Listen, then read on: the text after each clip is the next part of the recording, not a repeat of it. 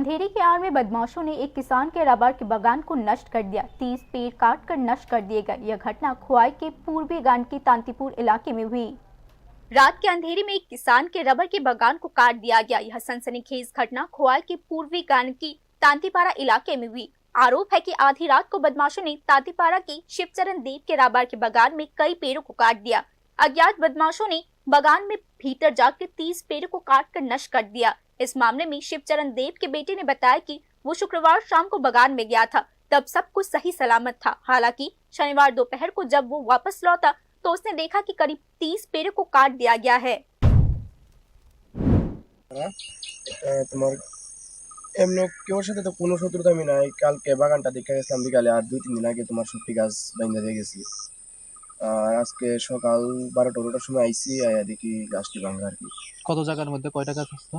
এখানে প্রায় 1.5 জায়গার ভিতরে 130টা গাছ আসলো। কিরকম ক্ষতি করছে গাছের? প্রায় 30টা গাছের মতো ক্ষতি হয়েছে। যে 30টা গাছ হয়েছে। इस अचानक हुए नुकसान से बागान मालिक का परिवार पूरी तरीके से टूट चुका है। उन्हें समझ में नहीं आ रहा है कि कौन इतनी बुरी तरीके से उन्हें प्रभावित करना चाहता है। घटना की सूचना मिलते ही खुआई पुलिस स्टेशन ने जांच शुरू कर दी है।